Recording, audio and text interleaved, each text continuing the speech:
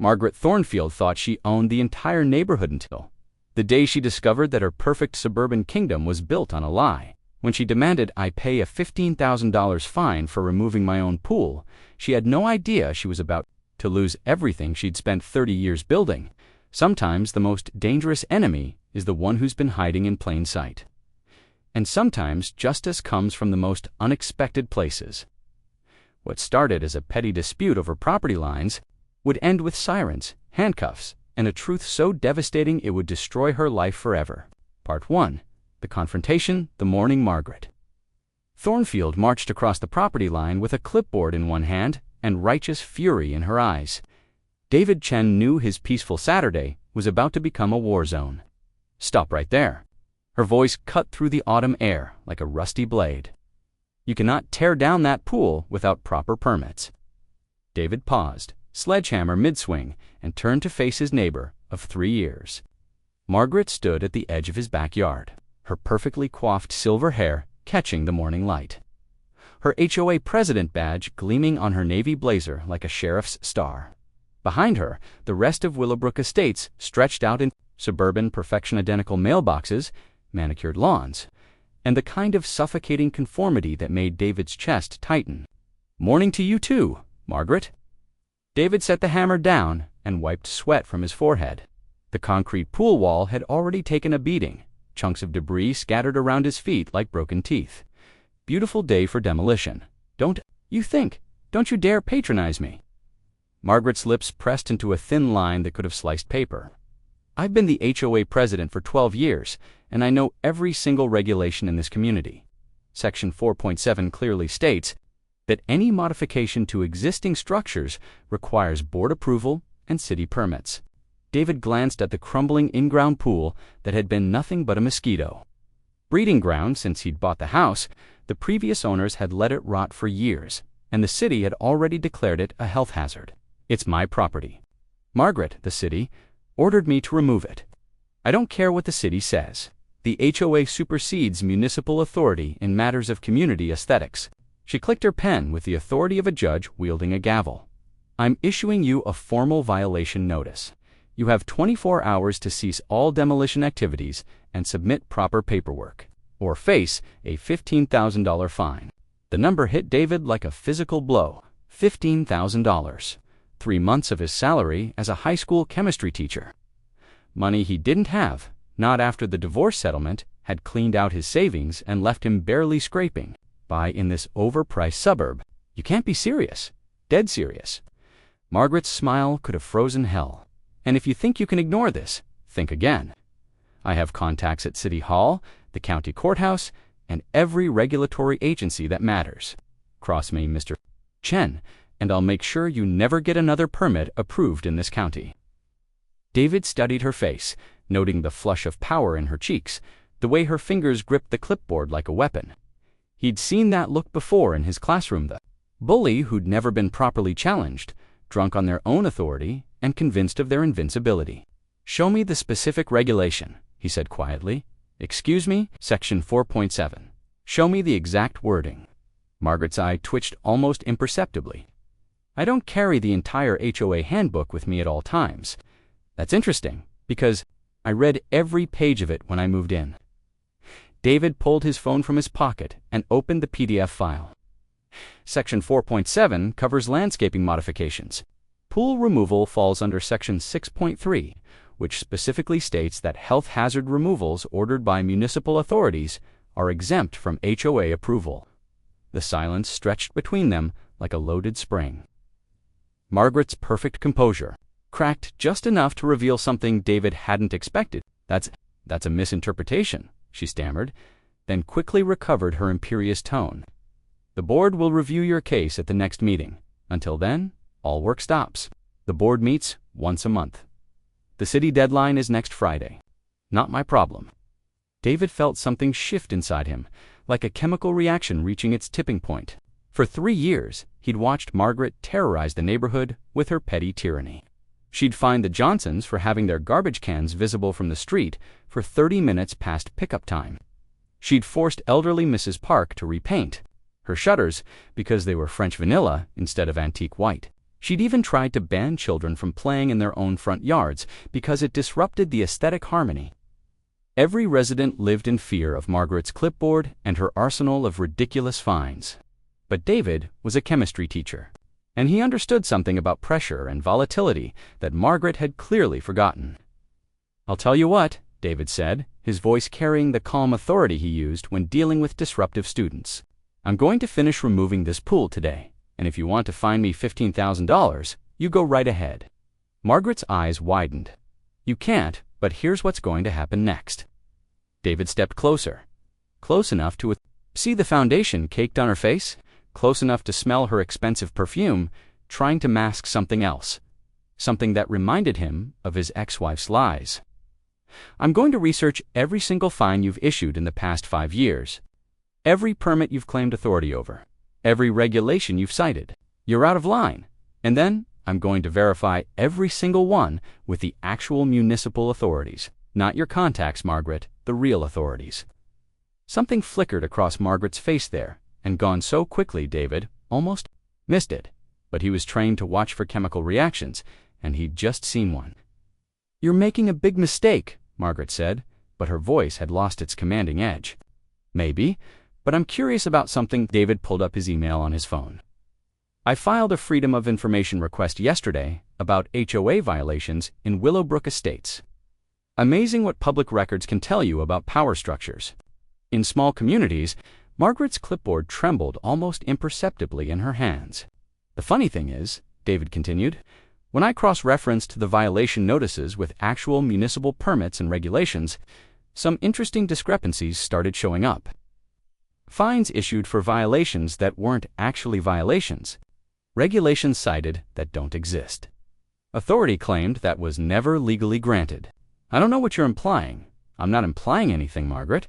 I'm stating facts. And I have a feeling that when I dig deeper into your 12-year reign as HOA president, I'm going to find a lot more interesting facts." Face had gone pale beneath her makeup. "You don't know what you're dealing with." "No," David said, picking up his sledgehammer again. "I don't think you know what you're dealing with." He turned back to the pool wall and swung the hammer with all his strength. The concrete cracked with a sound like thunder, sending chunks flying across the yard. Behind him, he heard Margaret's sharp intake of breath. "This is war," she hissed. David paused in his swing and looked over his shoulder. Margaret stood there like an avenging angel in a business suit, her silver hair catching the light, her face twisted with a fury that seemed to come from somewhere much deeper than a simple neighborhood dispute. "No, Margaret," David said quietly. "This is chemistry, and every reaction has consequences." He turned back to the wall and swung again. This time, a section the size of a dinner plate crashed to the ground, revealing something behind it that made David's heart skip a beat. A pipe. A water pipe that definitely wasn't supposed to be there, connected to something that disappeared under Margaret's property line. David looked closer and felt his blood run cold. The pipe was new, installed recently, and it was carrying water from his pool filter system, water he'd been paying for directly under the fence and into what looked like an irrigation system on Margaret's side. He straightened slowly, his mind racing through the implications. Margaret had been stealing his water for months, maybe years. The abnormally high utility bills he'd been puzzling over suddenly made perfect sense. But that wasn't the worst part. The worst part was what the presence of that pipe meant about everything else. If Margaret was willing to steal water, what else had she been stealing? If she was willing to lie about this, what other lies had she been telling the entire neighborhood? David pulled out his phone and took pictures of the pipe from every angle. Then he looked up to find Margaret still standing there, her face now white as chalk, her eyes fixed on the exposed pipe with an expression of absolute terror. "Problem, Margaret?" David asked. She opened her mouth to speak, then closed it again. For the first time in 3 years, Margaret Thornfield was speechless. "I'll tell you what," David said, his voice carrying a new edge that surprised even him.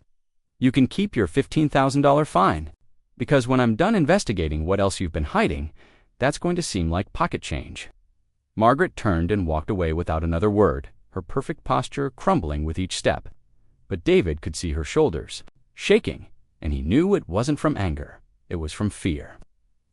As David turned back to continue his demolition, he had no idea David Chen had always believed that truth was like a chemical equation, predictable and impossible to fake once you understood the underlying principles.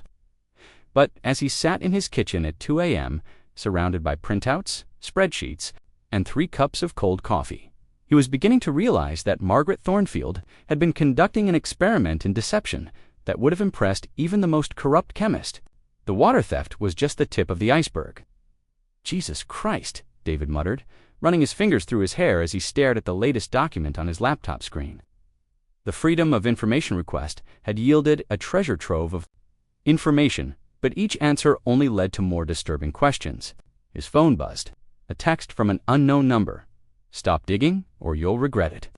David screenshot the message and added it to his growing digital evidence folder. Threatening messages were a new development. Starting just 12 hours after his confrontation with Margaret, someone was getting nervous.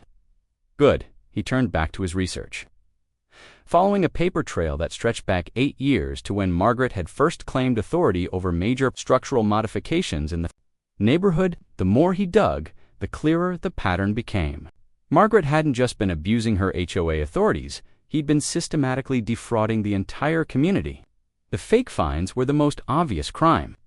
Over 5 years, Margaret had issued nearly 200 violation notices for regulations that either didn't exist or didn't apply.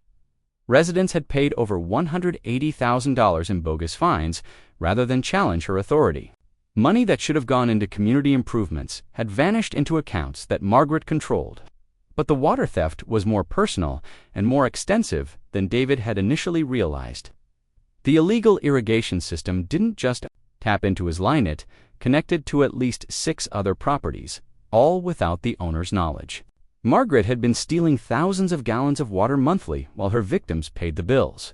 The phone rang, jarring David from his concentration. The caller ID showed his neighbor Jim Patterson's number. "David, sorry to call so late, but I saw your lights on." Jim's voice was strained, nervous. "Look, man, I heard about your run-in with Margaret today. Word travels fast around here. What about it? I'm just saying, maybe you should back off. Margaret's got connections. You know, real connections. People who can make life difficult." David leaned back in his chair. "What kind of connections, Jim?" A long pause. "The kind that can make property assessments go way up. The kind that can get your teaching license reviewed for no reason. The kind that can make sure your ex-wife gets everything she wants in court." David's blood turned to ice. "How do you know about my divorce?" "I don't know anything, man. I'm just saying." "Margaret knows things about people, private things. Things that could hurt you if they got out." The line went dead. David stared at his phone, a new understanding dawning. Margaret wasn't just stealing money and water. She was collecting information, building files on her neighbors, creating leverage to maintain her power. But if she had dirt on everyone, how had she gotten it? David pulled up the county property records and cross-referenced them with city permits, looking for any connection between Margaret and the various contractors, inspectors, and city employees who would have access to private information about residents. What he found made his stomach clench. Margaret's husband, Robert Thornfield, worked for the county assessor's office.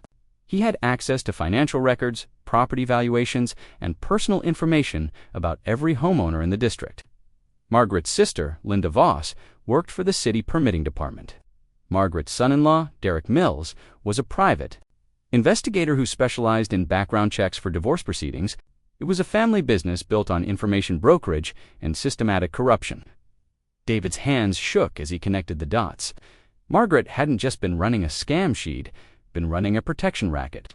Pay the bogus fines, accept the stolen utilities, submit to her authority, or have your personal business exposed, your permits denied, your life destroyed. His phone buzzed again. Another unknown number. Last warning. Some secrets are better left buried. David stared at the message, feeling a familiar sensation from his chemistry lab. Dazed the moment when you realize the reaction. Your observing is about to become explosive. He grabbed his jacket and headed for the door. If Margaret wanted to play with secrets, it was time to show her what real research looked like. The county courthouse opened at 8 a.m., but David was there at 7:30, waiting in the parking lot with a legal pad full of questions and a growing sense of righteous fury. By 9 a.m., he was sitting across from a nervous-looking clerk named Sandra Walsh, requesting access to every document related to HOA authority grants in Willowbrook Estates. "This is unusual," Sandra said, flipping through the thick file. "Most people don't dig this deep into HOA regulations. Most people trust that the system works honestly," David replied. "I'm starting to think that was a mistake." Sandra's expression shifted. "What exactly are you looking for?" David leaned forward. "I want to know if the Willowbrook Estates HOA ever actually received legal authority to issue fines for municipal code violations. And I want to know who signed off on that authority." Sandra disappeared into the back office for nearly an hour. When she returned, her face was pale.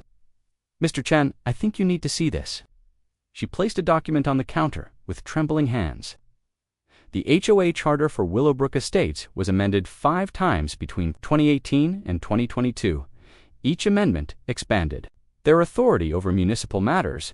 That's not unusual, no, but this is. Sandra pointed to the signature lines.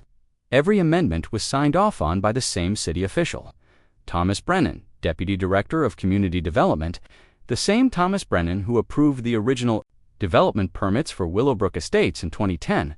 David studied the signatures, his chemistry teacher's eye for detail catching something the clerk had missed. "These signatures, they're too consistent.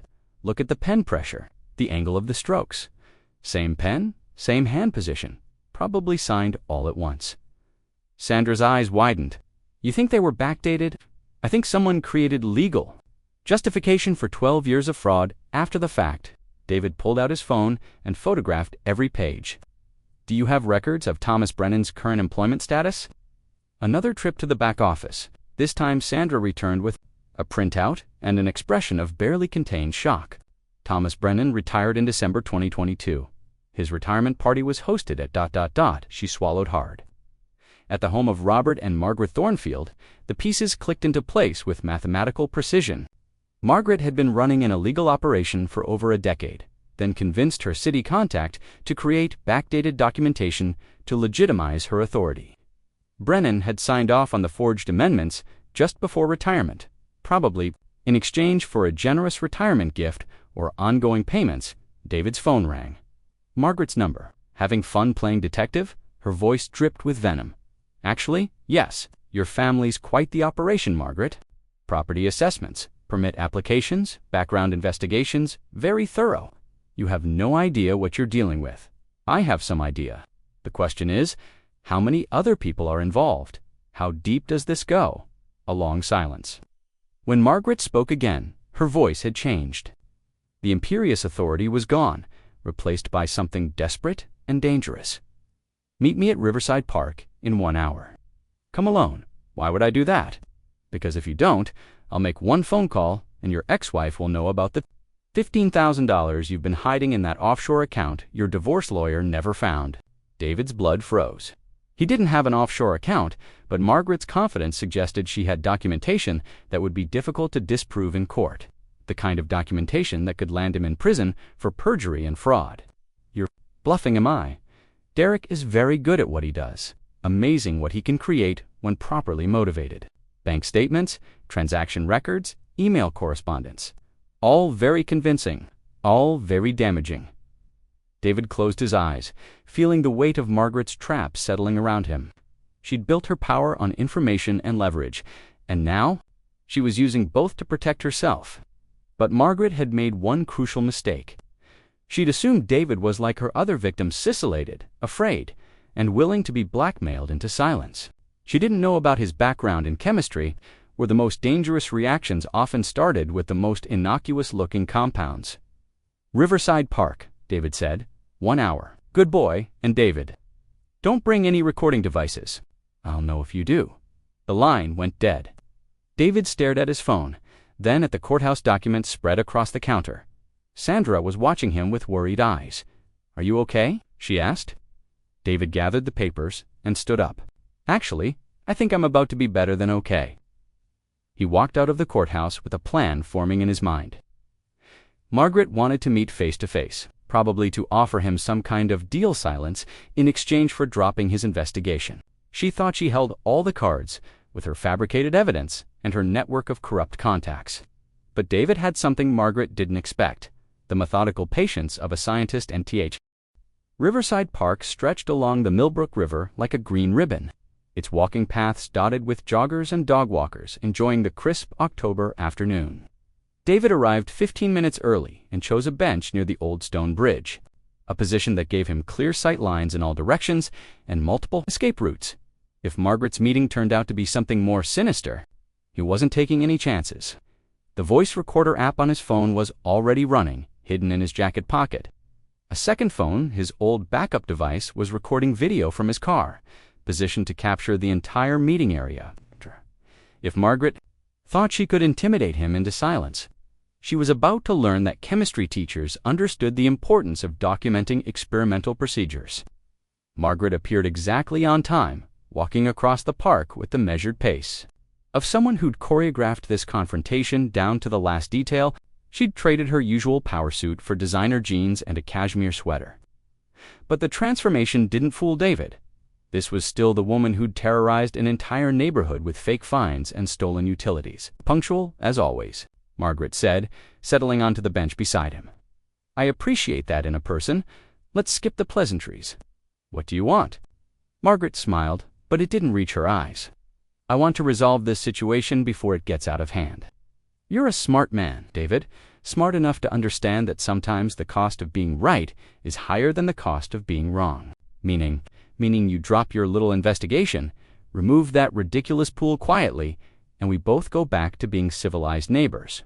David studied her face, noting the tension around her eyes, the way her fingers drummed against her purse. Margaret was scared, but she was also confident. Too confident for someone whose crimes had just been exposed. "What if I told you I don't have an offshore account? Bank of Cayman statements, wire transfer records, email correspondence with your financial advisor. It's all very thorough, very convincing, and completely legal, I might add. Private investigators are allowed to compile evidence of potential fraud, even fabricated evidence. Who's to say it's fabricated? Digital records are so easy to manipulate these days. Amazing what you can create with the right software and a little creativity." David felt a chill that had nothing to do with the autumn air. Margaret wasn't just threatening him, she was describing an operation that could destroy innocent people. With manufactured evidence, how many neighbors had she controlled with similar fabricated crimes? "Here's what's going to happen," Margaret continued, her voice taking on the commanding tone he'd heard so many times before. "You're going to sign this document stating that you've reviewed the HOA regulations and acknowledge that your pool removal violated community standards. You'll pay a reasonable fine, let's say $5,000 instead of $15,000, and we'll consider the matter closed." She pulled a manila folder from her purse and placed it between them. "Everything you need is right here. Sign it and your problems disappear." David opened the folder and scanned the documents. Any further investigation into HOA practices, but there was something else in the folder that made his blood run cold. Photographs, dozens of them. Pictures of David leaving his house, arriving at school, meeting with his divorce attorney, even talking to Sandra at the courthouse that morning. Margaret had been having him followed for months, possibly years. "Impressed?" Margaret asked, noticing his reaction to the photos. "Derek is very thorough. We know about your financial troubles, your custody battle, your performance reviews. At school, we know you've been struggling since the divorce, taking on tutoring jobs to make ends meet. We know about the prescription anxiety medication you've been taking, and how that might look to a school board if they thought you were hiding mental health issues." David's hands trembled as he flipped through the surveillance photos. The violation felt worse than any physical assault. These people had been watching him, cataloging his movements, building a profile of his vulnerabilities. "Why?" he asked quietly. "Because information is power, David, and power is what keeps communities, like Willowbrook Estates, running smoothly. People need structure, rules, consequences for breaking those rules. They need someone strong enough to make the hard decisions. You mean someone corrupt enough to steal from them?" Margaret's expression hardened. "I prefer to think of it as taxation, services rendered, fees collected. The community gets beautiful landscaping, well-maintained common areas, and property values that continue to rise. I get compensated for the considerable time and effort I invest in maintaining those standards. and the threats. The fabricated evidence, the surveillance tools of the trade. Sometimes people need gentle encouragement to see reason. David closed the folder and looked at Margaret directly. What about the people who don't see reason? What happens to them? For the first time, Margaret's mask slipped completely. The smile vanished, replaced by something cold and predatory. They tend to have accidents, property damage, usually. Sometimes their personal information gets shared with people who might find it ... interesting. Amazing how quickly someone can lose their job when their employer receives anonymous tips about employee misconduct. You've done this before. The Morrison family moved away last spring after some unfortunate rumors about tax evasion reached the IRS.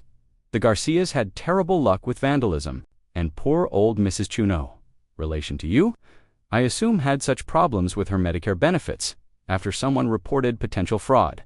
David felt sick. Margaret wasn't just running a scam, she was destroying lives, systematically terrorizing anyone who challenged her authority. The casual way she described ruining families made it clear this wasn't her first rodeo. How many people, Margaret? How many lives have you destroyed? As many as necessary. She leaned closer, and David caught a whiff of her expensive perfume mixed with something else, the metallic scent of barely controlled violence. The question is, do you want to join that list, or do you want to sign the paper and walk away? David stared at the folder, his mind racing through possibilities. Photos, the threats of professional destruction. It was a comprehensive web design to force compliance. But Margaret had made a crucial error. She'd assumed David was operating alone, driven by nothing more than stubborn pride and amateur detective work. She didn't know about the copies of documents he'd already sent to his lawyer, the encrypted files uploaded to secure cloud storage, or the insurance policy he'd put in place before agreeing to this meeting, said, pulling out his phone. No recording devices, Margaret snapped, reaching for his hand. Relax, I'm just checking the time. David glanced at his screen, noting the time stamp. The fake HOA authority, the family network, the blackmail files on residents. This took years to set up. Margaret's eyes narrowed. Why do you care? Because I'm curious about the scope. How many neighborhoods? How many cities? Is Will Estates your only operation, or are there others? Something flickered across Margaret's face, surprise, followed quickly by suspicion. What makes you think there are others? Because this is too sophisticated for a small-time con. The backdated legal documents, the network of corrupt officials, the systematic approach to information gathering. This is professional-grade fraud. Either you're a criminal mastermind, or you're part of something bigger. Margaret was quiet for a long moment, studying David's face. When she spoke again, her voice had lost its commanding edge. You're smarter than I gave you credit for. Smart enough to know that someone like Thomas Brennan doesn't retire to a modest pension after 30 years of public service. Smart enough to wonder who else might be involved in creating fake legal authority for HOA operations across the county. Margaret's hand moved to her purse, and David caught a glimpse of something metallic inside. His pulse spiked as he realized the meeting had just taken a dangerous turn. You know what your problem is, David? Margaret's voice was barely above a whisper. You're too curious for your own good. Some questions are better left unasked, and some crimes are too big to stay hidden forever. Margaret's hand closed around whatever was in her purse. Last chance, sign the paper, take the deal, and walk away. Because if you don't, I can guarantee you won't like what happens next. David looked at her hand, at the barely controlled fury in her eyes, at the folder full of lies and fabricated evidence. Then he looked at his phone and smiled. You know what, Margaret? I think I'll pass on your generous offer.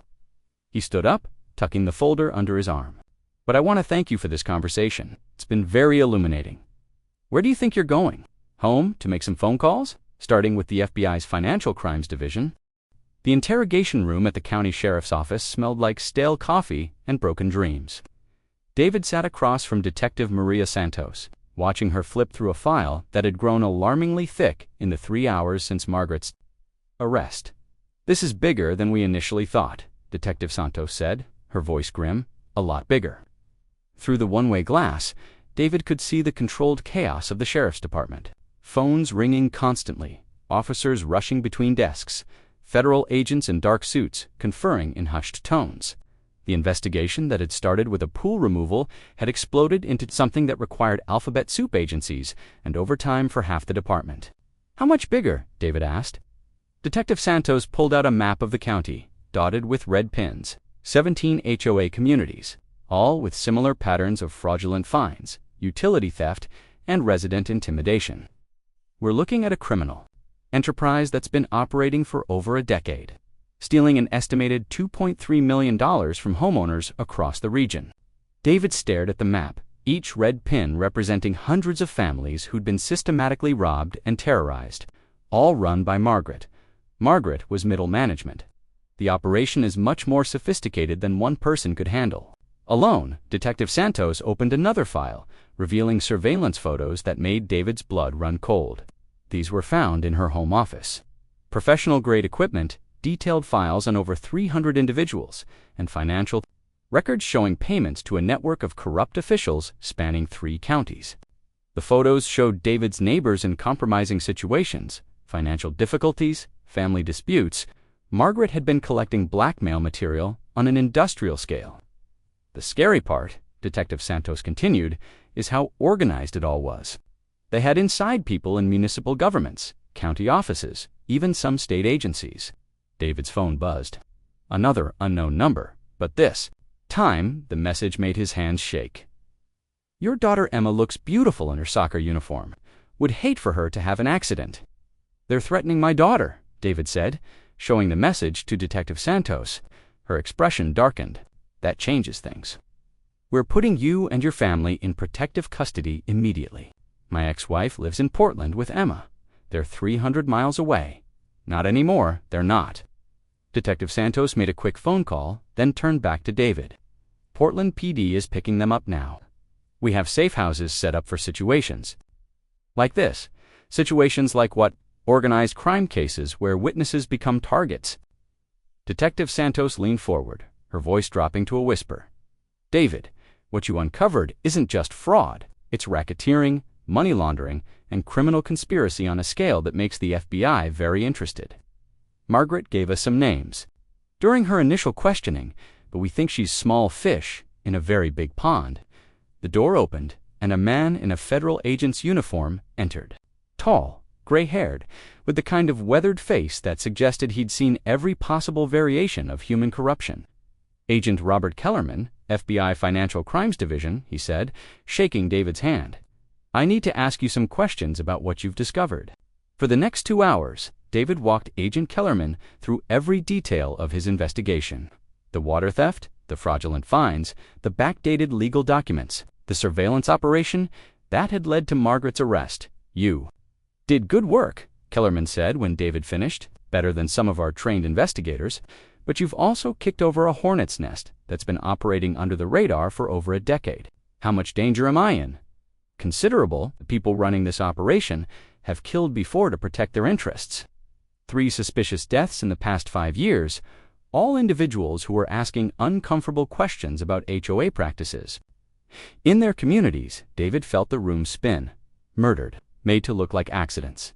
Carbon monoxide poisoning, car crash, apparent suicide, but the pattern was there once we knew what to look for." Kellerman opened a laptop and showed David a complex organizational chart. "We think the operation is run by a man named Vincent Carrera, former mob accountant who went legitimate in the early 2000s. He's been using HOA fraud as a way to launder money from various criminal enterprises." The chart showed dozens of connections: officials, HOA presidents, private investigators, contractors, and city employees. Margaret's name appeared near the bottom, connected to at least 8 other HOA operations across 3 counties. Margaret was telling the truth about one thing, Kellerman continued. The people she works with don't forgive mistakes. By exposing her operation, you've cost them millions of dollars and dozens of compromised assets. They're going to want payback. David's phone rang. The caller ID showed his ex-wife's number. "Lisa? David? What the hell is going on?" Lisa's voice was shrill with panic. "FBI agents showed up at Emma's school and said we had to go into protective custody. They won't tell me anything except that you're involved in some kind of criminal investigation. I exposed a fraud operation, and now they're threatening Emma to get to me. They're threatening our daughter because of your stupid neighborhood. Dispute. This isn't a neighborhood dispute anymore, Lisa. It's organized crime. And the line went dead. David tried calling back, but the phone went straight to voicemail. That's normal, Agent Kellerman said, noticing David's distress. We cut all communication to the safe house for security reasons. Your family is protected, but we need to keep their location completely confidential. For how long? Until we can roll up the entire operation. Could be weeks, could be months. David slumped in his chair, the weight of what he'd unleashed. Finally hitting him, in trying to fight back against Margaret's petty tyranny, he'd exposed a criminal enterprise that had now made his daughter a target. The pool removal that had started this whole mess seemed trivial compared to the life-and-death stakes he was now facing. There is some good news, Detective Santos said, returning to the room with a fresh cup of coffee and a manila folder. Margaret's been talking a lot. Apparently, she's more afraid of going to federal prison than she is of her criminal associates. What's she saying? Everything. Names, locations, financial records, operational procedures she's giving us. The entire playbook. Detective Santos opened the folder, revealing transcripts of Margaret's interrogation. She's also confirmed our suspicions about Vincent Carrera. He's been running HOA fraud operations across the western United States for over 15 years. Agent Kellerman pulled up another screen on his laptop. Thanks to Margaret's cooperation, we've identified over 40 criminal conspirators across 7 states. We're coordinating simultaneous raids, tonight the largest takedown of organized fraud in FBI history. David studied the faces on the screen, recognizing some of them from his research into Willowbrook Estate's corrupt officials. What about the people they've been stealing from? Do they get their money back? Most of it, asset forfeiture laws allow us to seize criminal proceeds and return them to victims. We're talking about millions of dollars in restitution. And what about me? When do I get my life back? Agent Kellerman's expression grew serious. That depends on how tonight's raids go. If we can arrest the leadership, the threats against you should disappear. But if any of the major players escape, he didn't need to finish the sentence. David understood the implications. Detective Santos's radio crackled to life. All units, be advised. We have a suspicious fire at 1247 Maple Street, Willowbrook Estates Development.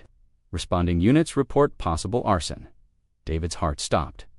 That's Margaret's address. Son of a bitch, Agent Kellerman muttered, grabbing his jacket. They're destroying evidence. Through the window, David could see smoke rising in the distance, a black column against the evening sky. Margaret's house was burning, and with it, potentially crucial evidence that could make or break the federal case. But as David watched the smoke billow into the darkening sky, he realized something that made his blood run cold. The fire wasn't just about destroying evidence. It was a message, a warning to anyone else who might be thinking about cooperating with law enforcement. Vincent Carrera and his associates weren't just cleaning up loose ends, they were preparing for war. We need to move up the timeline, Agent Kellerman said, already heading for the door. The raids happen tonight. All of them, simultaneously. Because if we don't take these people down in the next few hours, they're going to disappear, and your family will spend the rest of their lives looking over their shoulders. David followed the agents out of the interrogation room, knowing that the next few hours would determine whether his fight for justice would end in victory or tragedy. The chemistry experiment he'd started with a sledgehammer and a crumbling pool had become a volatile reaction that could either expose massive corruption or get innocent people killed. As sirens wailed in the distance and federal agents prepared for the largest organized crime raid in years, David realized that his war with Margaret Thornfield had been just the opening battle in a much larger conflict. The real test was about to begin.